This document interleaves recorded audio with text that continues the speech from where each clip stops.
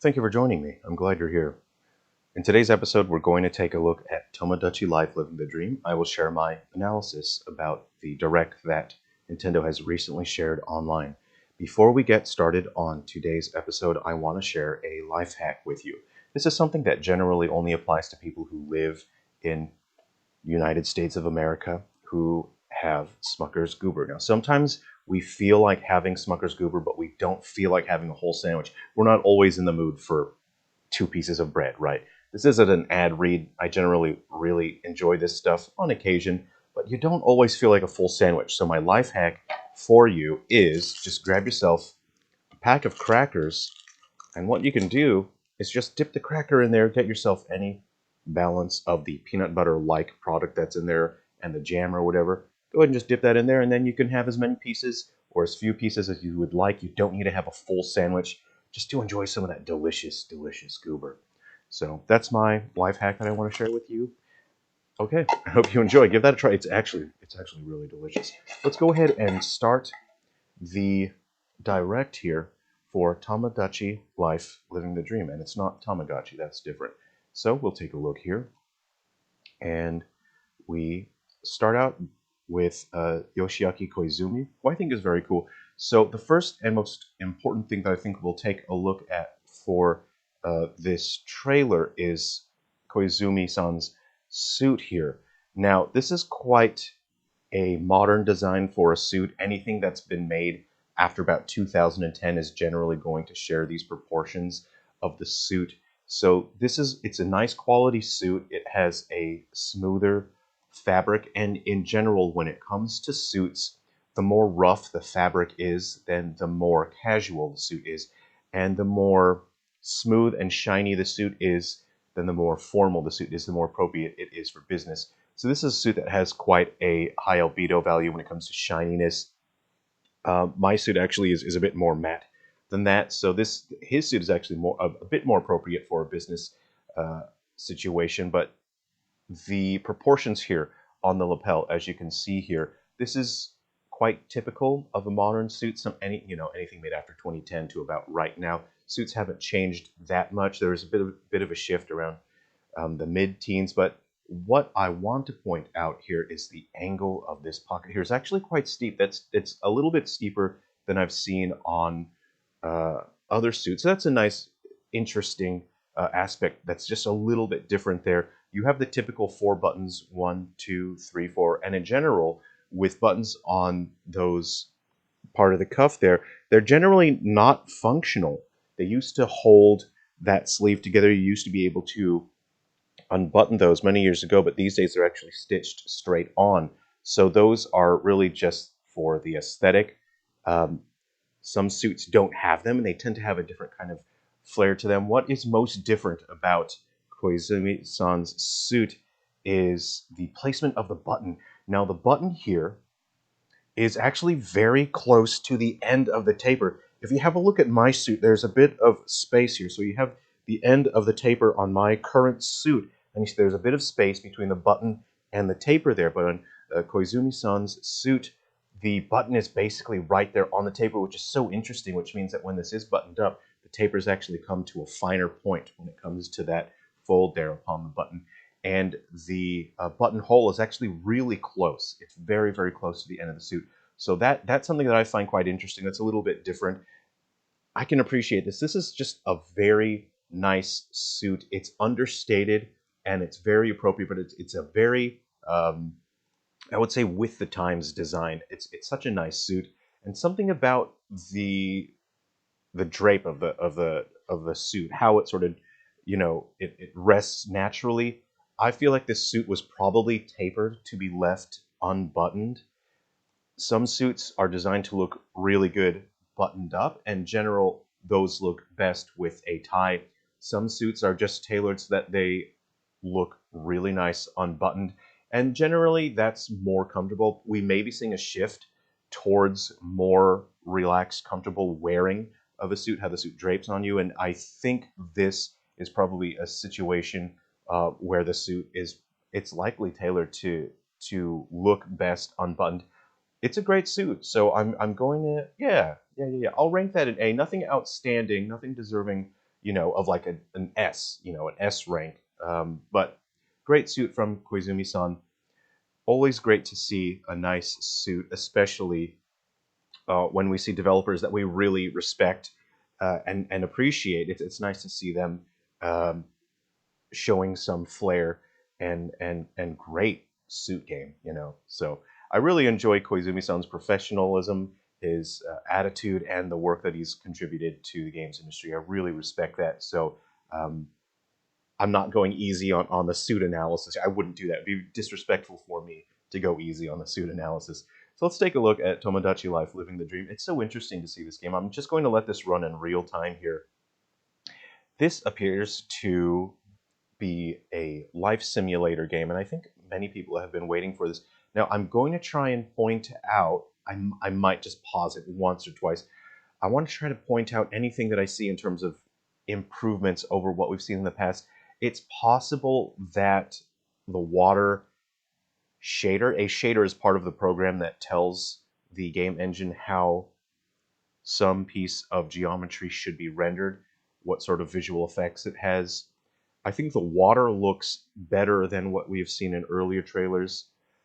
I really enjoy that sort of expressiveness with those characters looking angry. I'll try to not go back and forth too much because this is quite a long direct. That sort of thing is just really fun. I don't know what this is, but this is so weird and quirky and fun, and that's why I think people really enjoy these games. Is just the weird quirkiness of it. I don't even know what's going on, but I think you get to do bowling with your friends and family who do the Miis. I'm so glad to see a game that uses Miis again. That looks so weird and fun, and I don't know what's going on, but I like it. Many years ago, I didn't understand JoJo's Bizarre Adventure. I didn't get it. It took me a couple episodes, but after that, I'm like, I'm 100% a Joe bro right now.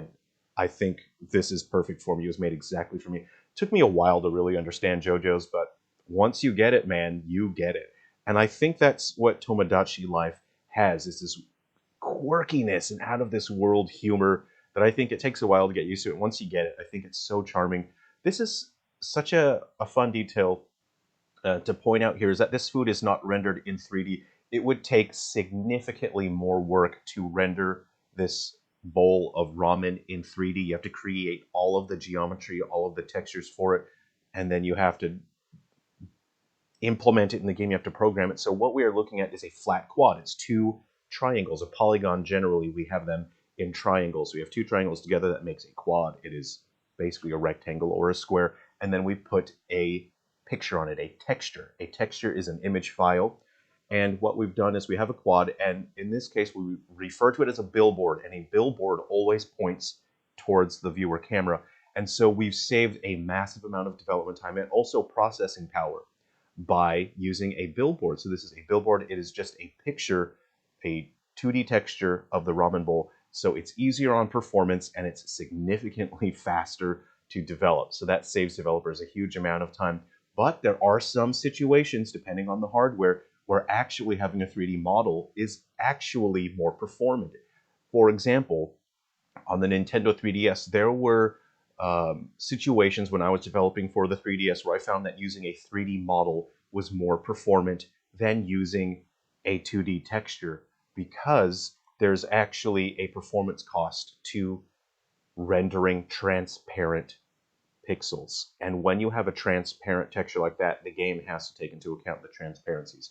So certain hardware is not very good at processing transparent pixels in a performant way. So it looks like we will be able to create a Mii or access the Mii creation menu directly from the game, which is so great. Something that I did not really like about the Switch operating system is that the Mii's and the Mii creation system, it was buried and we didn't see it prominently, whereas on the 3DS, the Wii, and the Wii U, the Mii creation and access was prominent. And so with the Switch, it feels like they were hiding it and they were only keeping the Mii's around for legacy purposes. So it's excellent to see that the menu is here. This is something that is well considered.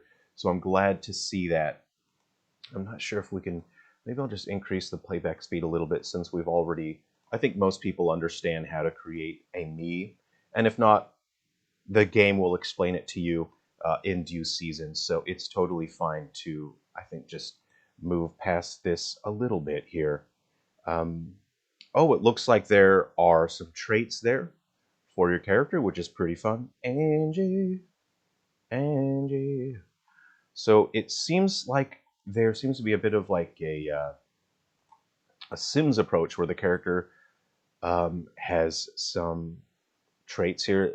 I see they have some specific loves, likes, dislikes, and that's fun. You get it starts out with question marks. You get to see them progress. So that's interesting to see a degree of progression there.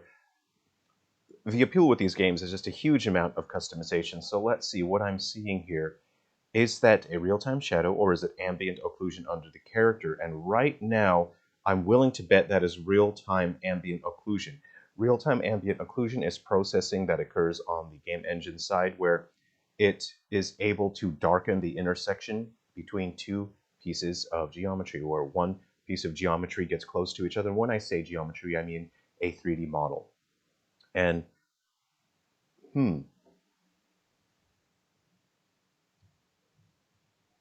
this looks like real-time shadow casting, not ambient occlusion underneath the character, because you see when the character is holding an object, you can see the shadow underneath them. So that would indicate that this is a real-time. Oh, there's another 2D billboard just there. Let's play the billboard game. I spy with my little eye a billboard. So make sure you comment that. If you spy any billboard that I don't pick out, make sure you comment I spy with my little eye a billboard. So I'm fascinated and I'm interested to understand their implementation. Hold on now, hold the phone. That was a little bit interesting because there was some darkening on that baton as it got close to. Okay, we got light casting from that window up there. Now the baton gets close to the ground. Ooh, it's a little hard to tell. I don't think there's real-time ambient occlusion, but this does look like real-time shadow casting, and it's casting downwards. It's not exactly a blob shadow. A blob shadow is just a predetermined shape, but I paused this, and it's like, don't pause Naruto, don't pause, when Sasuke is doing a fireball, and I kind of feel like I'm looking behind the curtain here because this creature doesn't, there's something, I don't know why its face is stitched on like that, but it's kind of creeping me out a little bit. Oh, that's fun. Okay. This looks at, oh, you get to draw these. Oh, people are going to go wild with this. You'll be able to draw on the character. Well, people are going to go wild. That's great. Okay, I'm very interested in that, being able to draw on the character. Things are going to get very creative. That was interesting, soft, real-time shadows. And outdoors, we have a higher resolution shadows that are more harsh, which is more indicative of outdoor lighting. The sun can cast harsher shadows. Indoors, when you have softer lighting, the shadows tend to be a little softer. So it's interesting to see that kind of level of detail. This does look better than the early trailers, and just the use of lighting, the use of colors. This is interesting use of gradient on the hair, the color gradient. We haven't seen that before in the previous Miis. In general, the hair was quite plain in the previous Miis. I think there's a stronger use of post-screen shaders when it comes to bloom. I'm not seeing depth of field, so we're not seeing the background being blurred as it goes farther into the distance. Something like that isn't necessary for a stylized game like this. Generally, we implement that to help keep the focus on the foreground, but it also builds a sense of photorealism because we recognize depth of field from real-life photography. A topic they should talk about is, oh boy, people are going to put in some choice words in there. People are going to be putting words in there. Now, I saw a little icon that had a mouth with sound waves coming out of it, so I'm not sure if that... what is this scary clown? Don't like it. That is going to be a... That's a clown alert right there. That's a 1 out of 10 for the safety on that clown alert. I'm not liking that clown. No, no, no, no. I don't want that. There's something creepy about him. No, thank you. He's like a jester or something. So it seems like they can just stick words in there, and then the NPCs will sort of talk about it. Let's see. Now the shadows, you do see some pixelation on the shadows there. We're getting quite close.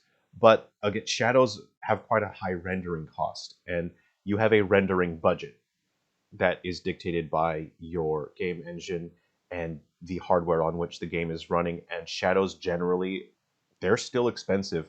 I would like if game engines found a way to just hyper optimize shadows so that we didn't have to consider dialing back the quality of shadows because they cause the frame rate to drop. And the more light sources you have based on your the style of rendering that you're choosing. So I like this. Okay, I'm not sure if we've seen this before, but I do like the time of day. Sunset's my favorite time of day because it's just a soft golden light. It's nice and warm. It's just beautiful. And I like seeing those kinds of colors represented here. Now, are we looking at real-time lights with the street lamps? Let's take a look. It's There's bloom here to indicate that that lamp is giving off light. This lamp is not casting shadows. Now, the reason in general for simplified, stylized visual aesthetics why we don't have street lamps cast shadows is because the shadows can look a little overcomplicated to make a scene look kind of visually messy. But for me, I prefer to have it. The game that I'm launching next in about within 6 weeks, the hero of Destiny was killed by the final boss. There are some ambient light sources, and they do cast shadows because I want that. It's a stylistic decision. It's something that I prefer, so I always have my street lamps and ambient light sources cast shadows. This is something, it's a design philosophy that Nintendo seems extremely consistent with, is they don't want ambient light sources casting shadows. They only want one light source casting shadows. There's performance reasons for that, but there's also a stylistic reason, so it's logical if they want to keep the performance high. Now, something I hadn't noticed before, and I'm not sure if this is noticeable in the early trailers for this game, is this rim shader. There's a rim shader here for the outline, so it helps the character stand out, it helps the hair pop. You see there's an outline around the hair. That's not hard-coded in.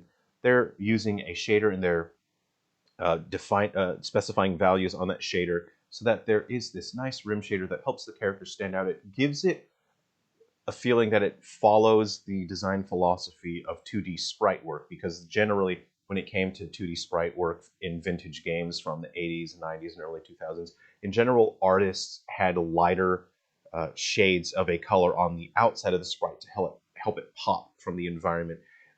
Many games use sprites that had black outlines as well, or colored outlines. So this character is smitten. This is what love looks like. Oh, is this a vision of Angie falling in love? How curious. Anyway, let's introduce some of the shops that bring the island to life. Okay, Fresh Kingdom. Okay, Fresh Kingdom is where you can purchase groceries. It's a nice shopping cart. That's just a fun, quirky detail. That's really great.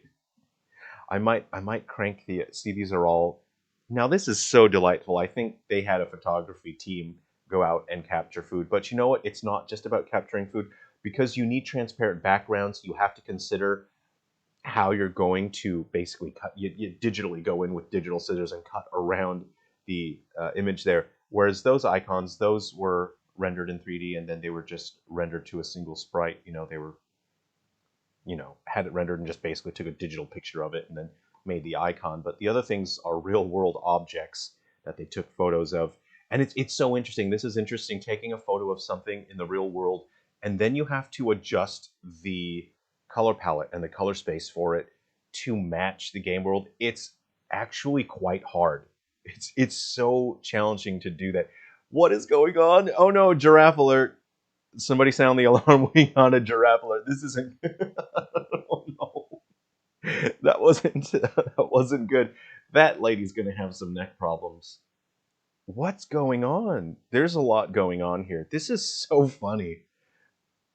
What's happening? What is TC Reno? Oh, there's a library here. Okay, fascinating, fantastic. There is a library. All right. I like this. I like this PS2 era. People say that as an insult, like, oh, this game looks like a PS2. This is a technique that they would have used in the PS2 era. It's just a photo, the flat walls. But also, if you consider it, I like considering this on a deeper level, because on the PS2 there was a significantly lower budget for the polygons you can have on the number of polygons you can have on screen, for the memory that's available for textures. So we had to implement implementation like that. We had to implement implementation. We had to implement solutions like this on the PS2 era because there just wasn't that much memory available on the hardware. So this is just a flat picture that's put on the wall. But I like to consider this on a deeper level and think this is like a trap. It's a nightmare. Like someone's put you in this room to make you think that it's a grocery store. But if you think about it like diegetically and in context, it's the character might recognize, wait a second, this is not a real grocery store. This is just a wallpaper. And then there's a sense of horror to it. So I really like to consider it from that. That's something I think that is quite fun. Oh, what is this neat? Oh, I like this. I like this.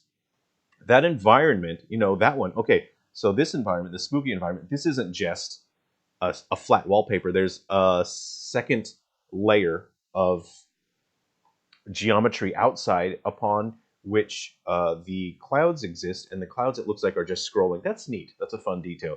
So let's see. There's weekly specials on hardware, or furniture, which is interesting. So it wants to keep you coming back from week to week.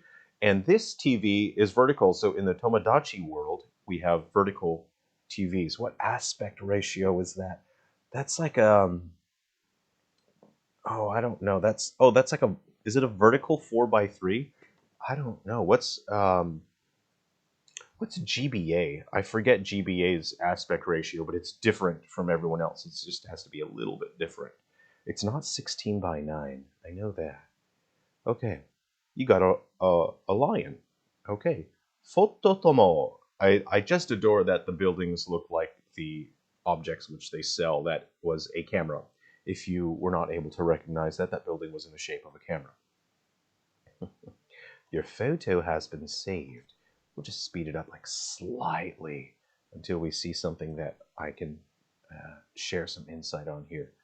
So this character is unhappy. This appears to be an angry character. Doesn't have enough greenery. Can we get more plants around here? Okay, so this character wants more greenery. All right, so we are adding trees. It looks like we can customize the trees in specific spots, which is interesting. This character is enjoying those flowers too much. I can't get enough. I can't get enough. That's my Toad voice from Super Mario. Oh, how nice! You can customize your town with the fences there. Quick build. There's a C in quick. I think Nintendo might be allergic to the letter C, or they're allergic to the combination of the letters C and K, because Nunchuck on the Wiimote doesn't have a C at the end, it's just K at the end. And that quick was just Q-U-I-K. Actually, I was reading a study the other day that was explaining why in marketing, I think it started around the 50s or 60s, we started spelling words incorrectly on purpose because it's eye-catching, and for marketing, people will pay attention to something that they know is wrong. So, say for example, camera shop with a C or camera shop with a K. Subconsciously, people will be immediately more drawn to camera shop if it starts with a K because they know that it's wrong. And that's why so many words in marketing are spelled wrong.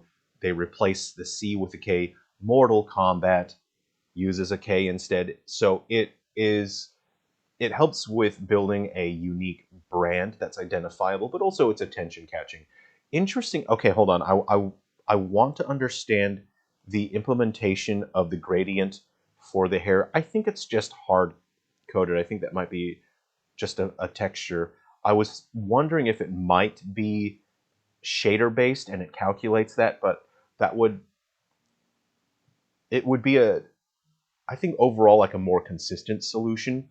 But there is a rendering cost to something like that, and it's simpler. I think they just used it takes less manual work. If you use that, then the shader does all the work. You don't have to make individual textures for each hair. For this solution, they would have had to have done more work. They're creating unique texture maps for each particular hair geometry. So it doesn't really look like you'd be able to reuse that much unless they specifically design the hair to reuse texture maps for the color gradients, in which case that would have taken more planning. And if you have more planning, then you'll have to do less work. So that's something to consider. So, oh, she always cries when she goes to movies. That's sad movies always make me cry. This bear upsets me with the stitching on its face, and it feels like its face is plastered on it. These people aren't happy. She's sad. She's thinking about the dude that she really likes. Oh no, Patrick shut me down. Well, Toots, get yourself a bucket of Ben and Jerry's, sit down to 16 Candles, watch a movie, eat some ice cream. And you know what? Patrick wasn't good enough for you anyway, all right? You're a catch, babe. You're a real catch. Not the clown, please, not the clown. why can my why can my hoodie strings? Oh no, I don't like how he's inching closer and closer. The rumor is that Mocha is worried about you. We'll turn that. Thank you so much. I feel a little better. Oh, she fell in love with the clown. Woo!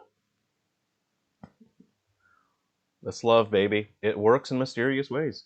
I'm so touched by Hugh Morris's kindness, and now my heart seems to be racing. Wait, is Angie falling for Hugh Morris? No kidding. Well, see how this unfolds, but first, please take a look at this. That is a cardboard cutout dog. Is that a custom? Did they make that dog? Did they let the user draw that? If that is a user drawn animal, there's gonna be so many inappropriate things here. Oh no! Oh no! Oh no! Why, Nintendo? Why did you do this? Oh, okay. This is cool. There's custom stuff. Eat the whole cup. I like that. Okay. I really, really like that. In games, um, there's logical dissonance and implication, and I love that. So this is I like. Okay, love is for friends and family and things you're really passionate about. I really like this. I really like the logical dissonance and the what you can infer from this, because this is a gamification. It's a game animation where the cup, obviously, it's a universal animation. The character is just eating the food item, but you can also infer and imply that the character is just straight up eating the whole cup. So that is really delightful. I really like that in games as well. It's something that I consider with mine. Like, okay, this is a game thing. It's something that you expect from games, but also there's some logical dissonance, and you can imply something like they're just. I like that, eating the whole cup. So those are things that I enjoy. Wow, custom. Oh wow, people are gonna like this. Oh wow, people are gonna be making ugly Christmas sweaters.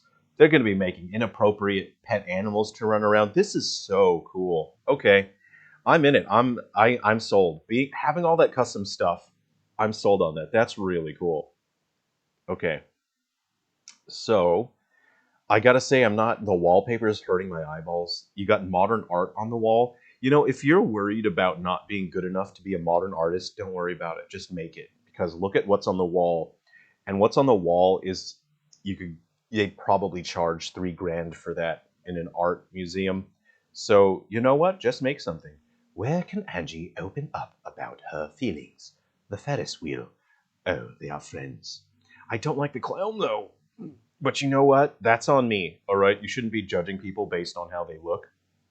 But I think a clown sends the wrong message if this is his casual attire. He's gone on the Ferris wheel dressed as a clown. Also, he's twice the height of this lady, which, height disparity that's normal in real life, but this guy is significantly taller than the other characters. He's kind of creepy. Actually, that's not what I was going to say. I'm in love with you. Can we go on a date? I don't know why she sounded like that. That's the voice I gave her. Hold it right there. Objection. Who is it? Oh no. No, no, no, not the first guy. Please don't be the first guy. Whoa, ah. Whoa, this is a love triangle. This came out of nowhere. Hold it right there. Objection. Ah! This is so quirky. Oh man, I like this a lot. This is hilarious. The one who truly loves Hugh Morris is me. I confessed my feelings first. That means I love Hugh Morris the most. Hugh Morris, which of us do you choose? Pick one of us once and for all. Wow, this is tough. Love is hard, okay? Love is complicated, it's difficult. I'm so glad you feel the same. No, you picked the wrong one. Oh, oh no, Hugh Morris. I knew there was something off about the clown. I knew it. I don't see I knew it. I knew it. I knew it. This was the wrong clown. Anyway, I quite like this lens flare effect. Lens flares, we've been using that for decades, but you can really add so much to the scene. You see the lens flare component. We see it present here, here, along there as well, and extends out. What's so great about a lens flare is that the components are defined separately. They can rotate and shift position and move based on the position of the light source in relation to the viewing point, which is really interesting. This is a fascinating visual effect. I'm not sure if they localize it with the post-screen shader because we see that the sand here is also desaturated. So this looks like a post-screen effect and that it has to be managed quite manually. This is so interesting. Very neat. Very neat. I'm kind of, oh, that clown. I knew it. Hey, oh, hold on. I see a caustic rendering under the water, which that is something that isn't necessarily cheap to render. So we have normal mapping to convey a sense of waves and unevenness on the surface. We have white caps here along the shore, and we have caustic projection. Caustic projection simulates a sense of light passing through the water and projecting onto the surface under the water that makes it look like there's imperfections as the light is being refracted. That is not actually what's happening here. That's not actually happening. It is something that we understand happens in real life, whether or not we understand it completely on a deeper level, but we recognize it. And so this visual effect just conveys that. So I'm interested in seeing that. I wasn't expecting to see that's generally more advanced. And it looks to me like there's two layers, at least two layers on the caustic projection. That's so interesting. This scene, hold on, hold the phone here. This is interesting. This scene has me interested. We have our light source here. Okay. Hmm. Hmm. But I'm getting hints of real-time ambient occlusion. You can see that as the mug. I'm not sure if I'm in front of the mug. I hope I'm not. But there's indication to me, and you can see this is so interesting. What? Okay. Okay. I like this. I really like when I see a game and I cannot 100% determine the implementation of something that I see in the game, whether it's a mechanic or something visual. I really like when I cannot 100% say for certain how they implement it. I really like that. You can see the shadow sort of uh, back being cast from that, but then from this bear, based on that, we should see some shadow here, but we don't. And we don't see, if this was a real-time light source casting a shadow, this would be at an angle. So this is not an active light source in terms of casting shadows. So what technique? Because we also have this, and it's being cast so horizontally that this, to me, it just feels like this is a very aggressive real-time ambient occlusion, and I'm not 100% certain on this, and I really like that. So that's great. So this is something that I would like to study and understand more because I cannot 100% say now what their implementation technique is. But to me, I've changed my mind. It doesn't look like real-time shadow casting. Really interesting. But see, here's the thing though. We have light coming in from the window. And whether or not that is baked in, it's most likely baked. It can be baked. It's not a big deal to bake something like that. Baking means that all the process occurs during development time, so that when the game is running, there's less work that it has to do. Generally, that results in a slightly larger game, a larger game file size because it has the baked maps in there. What is up, Mocha? Are you gonna fall in love with this creature? I don't like the creature. It's kind of upsetting. It looks like its face is It's wearing someone else's face. I love you. That's a Home Alone 2 reference. Talking about when we met. We are so compatible. Let's move in together. Doing a little dance. This is very charming. This is charismatic. She's cooking a whole onion.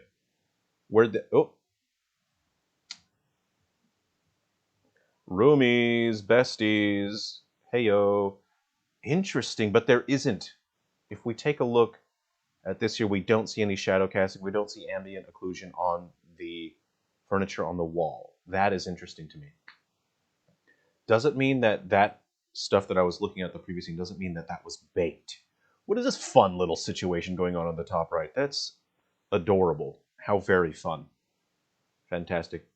Roomies are going to argue over what streaming service to watch. Hold up. Is this a Super Sentai? I'm in it. I'm here. I'm here. I'm present for the Super Sentai outfits. Oh, yeah. My town. Whatever. I don't know. But I'd like a whole town of just Super Sentai if that's possible. What a delight. What a terrible, terrible delight. Okay, but I do see, I see depth of field here because the background is blurred out in that house. So there is depth of field, but it's very selective. It doesn't seem to be absolutely everywhere. I don't think those are that fun. I'm a little too old for that. That'll give you back problems and going on those as an adult. So you're gonna give those a miss. Okay. Now this is interesting. Okay. Oh, it's another creepy bear. I don't like it. Getting married. Having a creepy child. Oh no, there's a real hand. That was creepy. Oh, I don't like the implications of that are kind of horrifying. That's really fantastic. So this has been a delight. Has been very fun. Okay, that includes a basic overview of Tomodachi Life. I thought it was very interesting. Well, okay, you create your own island and all that. All right, so there's a couple minutes. There's a minute or two left, but I don't think they really show anything else. I think this is it. That's it. Okay, this looks fun. This looks so weird and quirky. It's a very chill vibe. This is not going to be for everyone, right? This is just a fun, a slice of life game that not everyone's going to like. Some people just want to go around and jump on platforms and fight enemies, collect weapons, level up. This is on the other side of the game's spectrum when it comes to gameplay. And it's great that we have such weird, quirky stuff like this. I kind of, do you remember on the 3DS when people would visit and you went through a mansion and your characters, people's Mii's from their 3DS would come and then you could use their magic and try and beat enemies in the dungeon. I thought that was really neat. Okay, I'm heading out to do some adventuring. Okay, so I'll be doing ranch hand work and game development through different times of the day here, but I've got some ranch hand work to do, and after ranch hand work, I hop in my vehicle and I like to drive around the mountains and the gold rush areas of California. And I like to hang out at saloons, campsites, restaurants, meet people, play music. Last night I was in Pollock Pines in a place called 50 Grand, playing piano, singing songs to people. The owner came out and paid me out of nowhere and said, please come back on a Friday when we have a busier night. So I'll be doing that. I'll be out adventuring. I'll see you guys around. Take care.